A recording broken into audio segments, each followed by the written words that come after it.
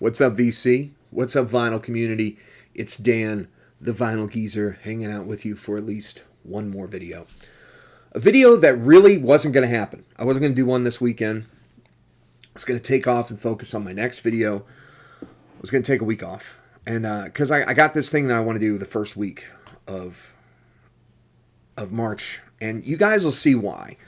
And it's just like, I was just going to focus on that, but then I thought, you know what? I probably need to keep this going. Let's keep the vinyl videos going. And I just came up with a cheap list, which was like just off the top of my head. I was like, let's 10 of my favorite classic rock records. And then I was like, nah, that's not going to work. Because really, the word classic rock, I don't like. Well, the phrase classic rock, it's not a word, classic rock. The phrase classic rock, I just don't like. It automatically puts me off. It reminds me of classic rock radio and generic classic rock radio, where you hear the same songs over and over and over and over again. Like, even if I don't know. I cannot listen to Hotel California one more time, guys. I'm just going to freak out. There's some records that I pulled that are going to fit into some of that classic rock radio, but you'll see why. I don't know what I'm going to call this video yet. As of right now, we're going to call it 10 of the Geezer's favorite 70s bangers. Maybe that. And see this face? That's what it has to do. To me, rock and roll, it's not just a sound, it's an attitude. It's rude. It plays loud really well. And it makes you just get that face, you know what I mean? Your brows, get the little, yeah. We used to call that troll face before like the internet thing. My friend Dwayne would be like, there's Dan's troll face. And I'd be like, So, anyway, so they got to make you do the troll face. All right. So, whatever that means. All right. With no further ado, let's get rolling on some troll face 70s bangers.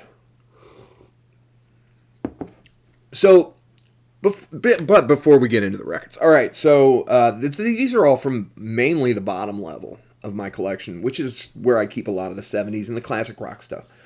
Yes, I have Rumors, and I love it, and I spin it constantly. I actually really love that record. That's not on this list. I don't consider that, like, true, like, I don't know, man. It's got to kind of, you'll see. It's got to have some edge. These are some, like, 70s bangers, man. It's got that edge to them. But it's the bottom part of my collection, which I don't access much.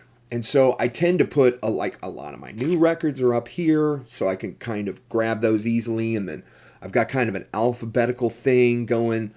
And then I've got like my metal. And so but these are all like kind of bottom level, bottom dwellers.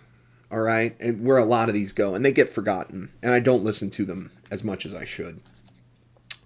They're in no particular order here, but there is a number one. There will be the crown king of 70s bangers, in my opinion. And you guys will see, and I'll explain why. So, anyway, we're just going to roll through this. I'm just going to grab the last one that I grabbed. Have you guys ever lost a record? Not lost a record, but just can't find it in your collection? Like, where did I put that? Somebody came in and stole my Iggy and the Stooges Raw Power album. Why would they only steal that one? I was convinced somebody had stolen from me. All right, this is the repress that was just kind of, I think this was recently done. Very nice.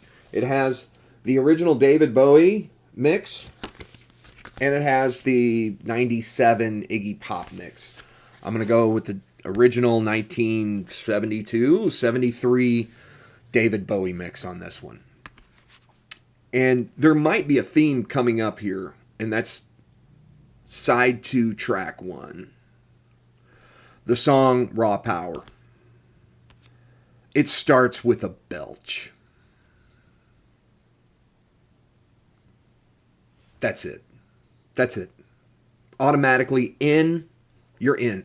Yes, we love the song Raw Power. Yes, we love the song Search and Destroy.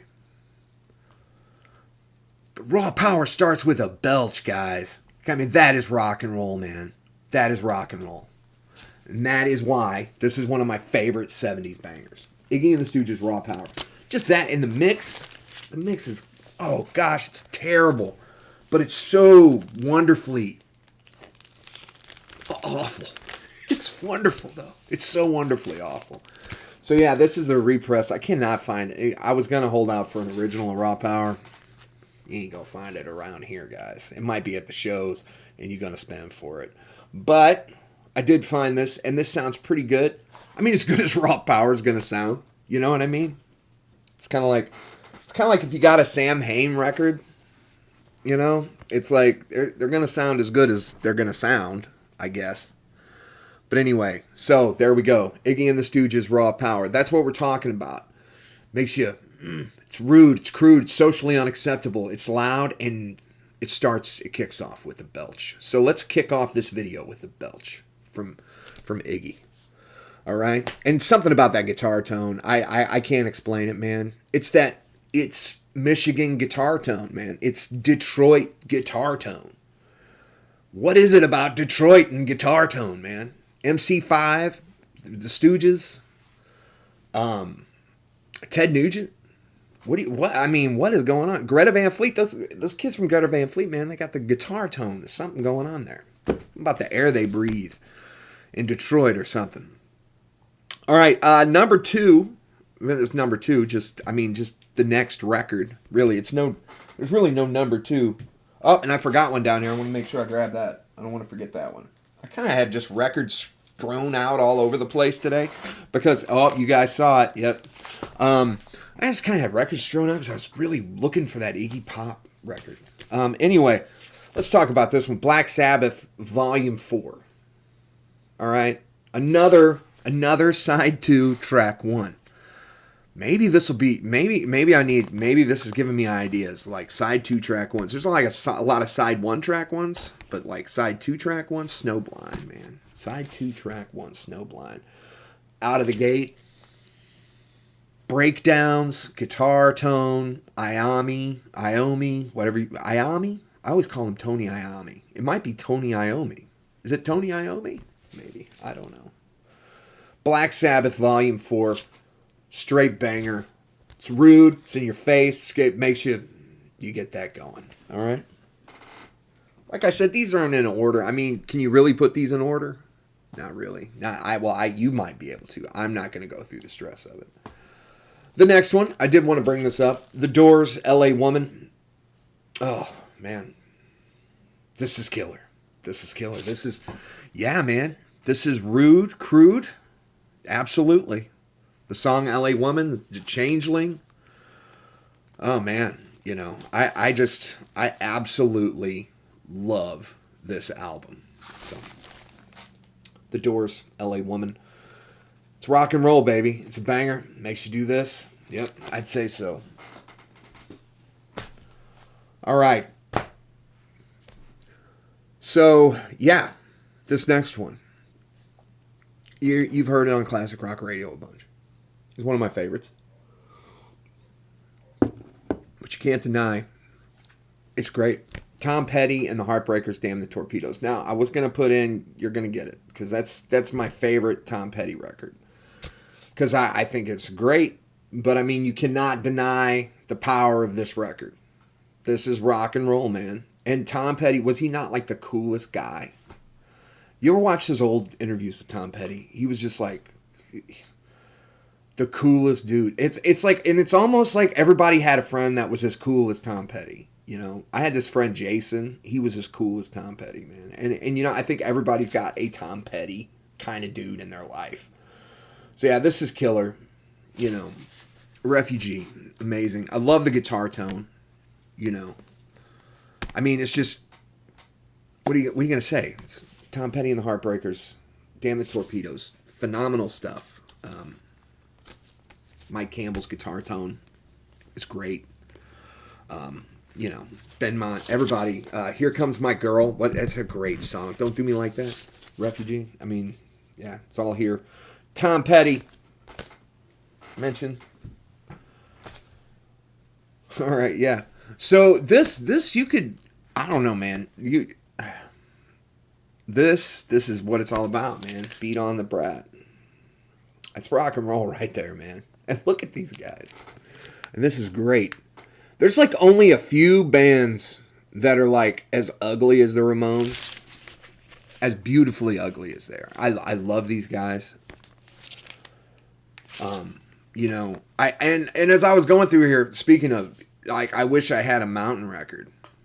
I don't have any Mountain. I don't have Leslie West on here and Mountain. But I that's one of the things I loved about 70s rock is, like, you know, these guys, they put these guys on the cover of the album.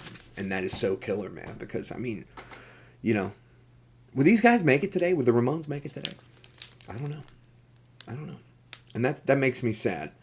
So, yeah, beat on the brat with the baseball bat. Absolutely. Absolutely. Great stuff. The Ramones. All right. Next one. All right. Fight me. I know you hear this. Deep Purple's Machine Head. I know you hear this on the radio all the time. You're smoking the water all the time. But Highway Star, man. Oh, what are you going to do? That was one of the first. I remember. It was like late 80s. I used to tape from KC 95 in St. Louis, which is still one of the best rock and roll stations ever. They used to have something called Monday Night Metal, and it was on Tuesday nights with this dude named Radio Rich. And I would tape it. And I heard Highway Star on that when I was a kid. It was my first into Deep Purple. I had on that tape, it was Razzmatazz by Nazareth, which I don't have that one. And then Highway Star was on that tape. And then it was like, I think it was Metallica. I think like Master Puppets was on there next. So it's like, whenever I hear Razzmatazz, am I saying that right? Razzmatazz?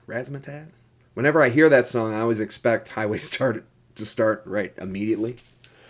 Deep Purple's Machine Head, yeah, it's rude. It's the guitar tone. I mean, what are you going to say?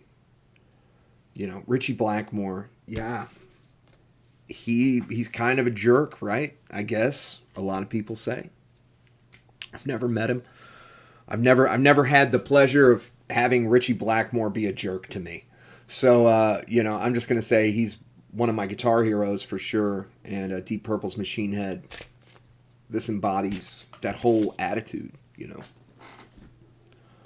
What else we got here? Oh, I mean, yeah, of course. You're going to hear this. All right, so yeah, Van Halen 1. What do you get? It's all right here. There is nothing I can say about this album, and if you're not convinced, you're not going to be convinced.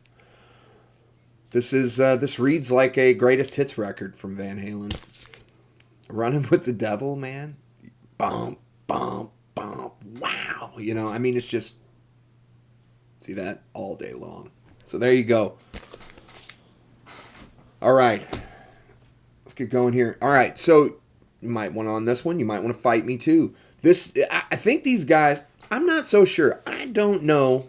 I don't know.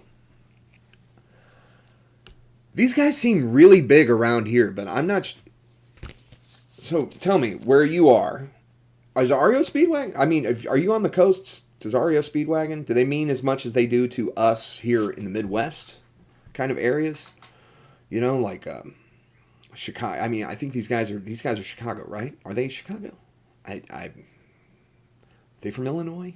They might be from Illinois. I think they are. But anyway, I as I pulled this record this morning, I'm like, number one, this is just a great rock and roll cover. It's so gross looking. Excuse the glare there. It's not a great cover, but that's fine. And then I was like, well, is this really going to pass the test? Am I going to put this on? So I put this on this morning, and Roll with the Changes starts, and then within what? 30 seconds, Gary Richrath comes in, and he's got that tone, and it just made me do that. So it passed the test. REO Speedwagon, you could tune a piano, you can't tune a fish. Great album. REO Speedwagon. I don't think they get quite enough love as they do, and maybe that's because they were more of a more of a regional band, maybe. Like, kind of like Head East is around here. They're kind of a regional band. It seems like at all the state fairs and stuff around here, REO Speedwagon. I got to intro them when I worked in radio. I worked in a very small town, and I got to intro them, and I got yelled at for using Kevin Cronin's microphone. So, yeah, it was. I got yelled at by their not by Kevin Cronin, but I got yelled at by their like tour manager. You don't use Kevin's mic. How dare you? You know, it was just an SM50. It was like an SM58. You know, it's like, oh, sorry, man. You know, and I also got caught trying to steal beer out of REO's cooler. So, not by REO, just those pesky tour managers. How dare they get in the way of me? In all fairness, my boss Mike at the time was like, "Hey, go get us a beer out of that cooler. It's cool." So I was like, "Oh, duh, okay." The boss is telling me to go get a beer. Let's do it. And Kevin Cronin, we did the whole meet and greet afterwards, and he walks around with this giant cigar in his mouth. He's like shaking hands. He's like, and then he just kind of wandered away in the middle of the meet and greet, which was kind of funny. Kevin Cronin had just one of those big, and I call them like asshole cigars because this thing stunk. It was like one of those stinky ones, you know, it's just like a lot of smoke. Anyway, I don't know why that, it's just, REO, it's great memories for me. I believe that was 1996, ladies and gentlemen. I was barely 21, I think, when that happened. Or maybe even 20, I don't remember. Was it 1996? It might have been 97. I don't know. I don't remember. Anyway, I digress. So, this album, I picked this up last summer. I finally found a copy, and that's Kiss's first album. And right out of the gate, Strutter makes you do that cold gin. Yeah. Rock and roll attitude all the way. Killer stuff. 70s banger. Passes all the tests. This next one. Alright, so this could be a controversial one. Because does it make you? Just barely. Just barely. Bad Company's Bad Company. Side 2, track 1. The song Bad Company. See, there's a theme going on here. Side 2, track 1 of these records. The song Bad Company automatically puts them in. I mean, this is killer stuff, guys. Amazing. It's an amazing sounding record. It sounds great. It's got tons of attitude, and they're killer. I hope they're not done. I really do, because I've never had a chance to see Bad Company live. And I watched that live at Red Rocks. I think they put that out in 2018. Wow. I mean, those guys just sounded just amazing. Just absolutely wow. And I'm hoping that I get a chance to see Bad Company. And I don't know if they're touring or not, but if they ever make their way around here, it's a show I definitely want to see. And the song Bad Company just automatically puts you into the banger category. All right, a guitar player making his way twice on this list. Ritchie Blackmore's Rainbow, Man on the Silver Mountain. It's not the name of this album, it's just track 1 of this album. Yeah, this whole album kicks ass, and it's one of those. Yeah. What are you going to say? I don't have to make any excuses for this record, because the next one I might have to. So I'm going to save that. I'm going to save my excuse making for this one. Are you guys laughing at me yet? Meatloaf, Bat Out of Hell. I was kind of like, yeah. I mean, we've all heard Paradise by the Dashboard Light 1,000 million times on rock radio.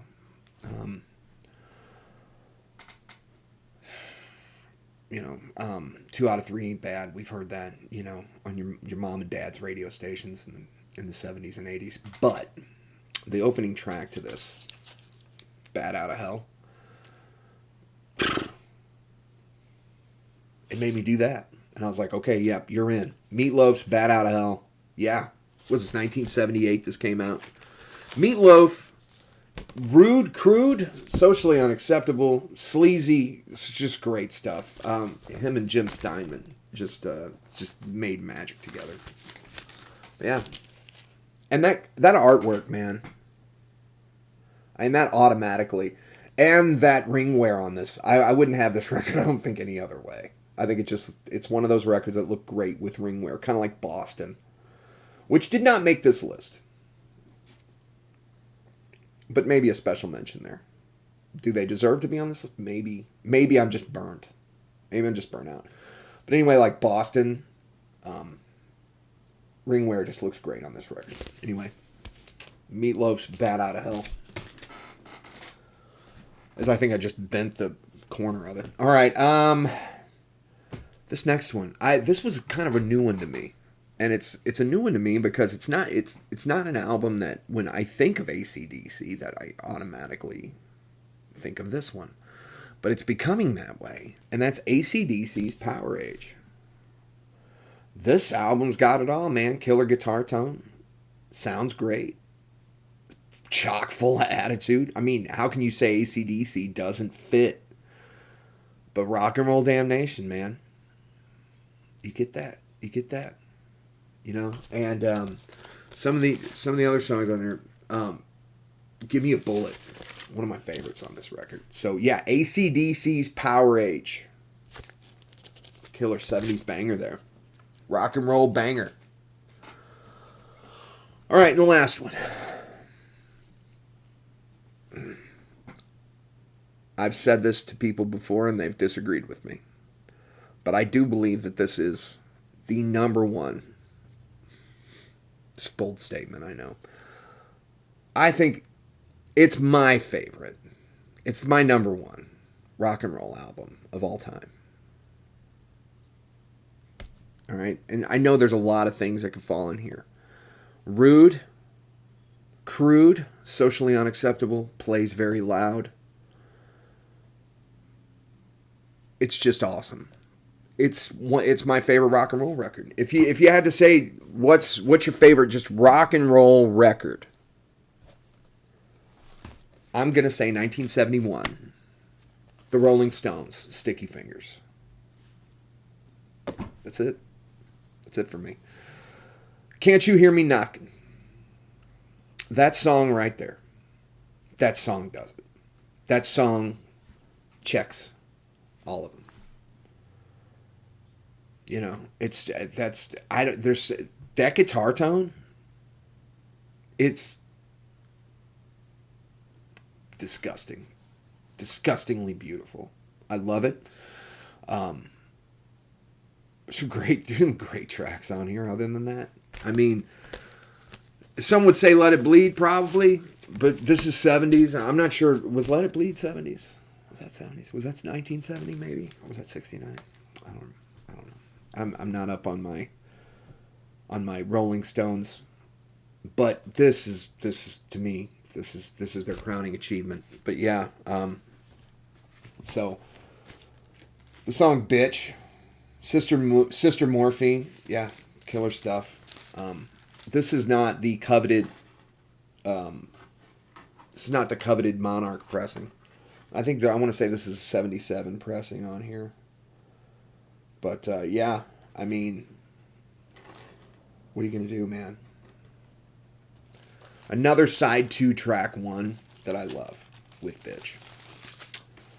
From the Rolling Stones. And my favorite, my number one rock and roll record of all time. Sticky Fingers. 70s, definitely a 70s banger. So, am I wrong? Flame me. Go ahead, fight me. That's fine. You guys can go ahead and... put your number one. Do your 70s bangers. Let me see them. Rolling Stones might not even make the list. That's the beauty about music, man. It all hits us in different ways. I was watching an old video of Maynard James Keenan doing an interview backstage at some festival. I want to say it was 1992. And they were touring Undertow. at that time. And you've got Rage Against the Machines playing like Freedom in the background of this interview. Look it up. I want to say it's like MTV Europe or something that did the interview. And the lady who was interviewing him asked Maynard a question about like, what do you like it when people